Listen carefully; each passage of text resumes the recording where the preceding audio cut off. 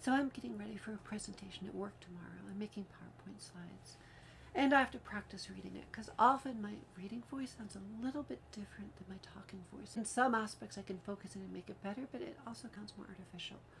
So yesterday I sort of practiced reading technical text. And I was looking at my bookshelf and I'm like, I have all these books from classes I never took where I was interested in the subject and then ended up not taking the class. A lot of them were graduate classes at Berkeley, and there were other things where I'm like, oh, this book will help me understand this better. And I don't know what to do with them because I could donate them, but if I donate them to the library, who's going to understand this stuff?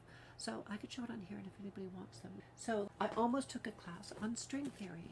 So here's the book, first course on string theory.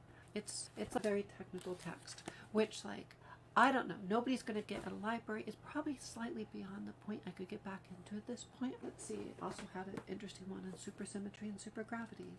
It's a little bit more simple, but still, I could probably get into it if I tried. I feel like my brain sort of focused in a lot of the stuff like that years ago because I was trying to sort of separate from my body and sort of focus in on things that sort of pulled me out of my space due to dysphoria. So I have a little bit less of interest of getting back into it, but I do still find the subjects a little bit interesting. Probably the most advanced book that I could find on my bookshelf that I really wanted to read at one point is this one, which is Non-Commutative Geometry, Quantum Fields, and Motives.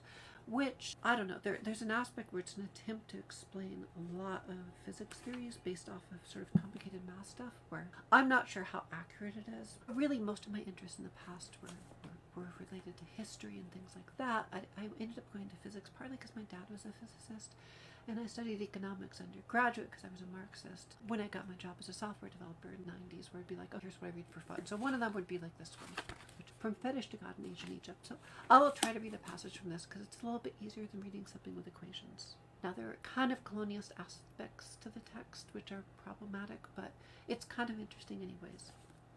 The most cursory perusal of the religious texts of every period of Egyptian history will convince the reader that from first to last the Egyptian was a very religious man, but it will also show him that many religions flourished simultaneously in Egypt, and that as the Egyptian advanced in civilization, he unhesitatingly changed his religious views. Which then of these religions was the Egyptian religion?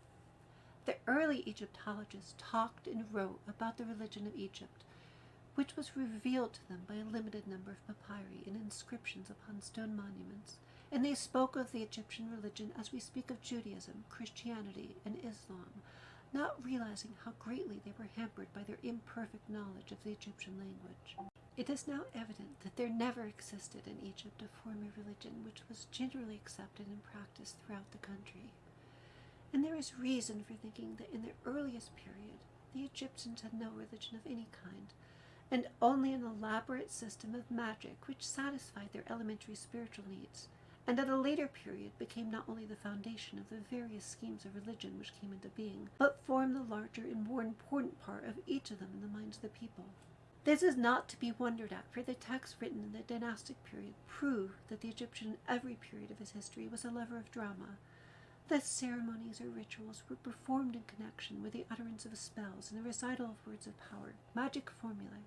He was content to believe that their efficacy was at least as great as the magic or holy words.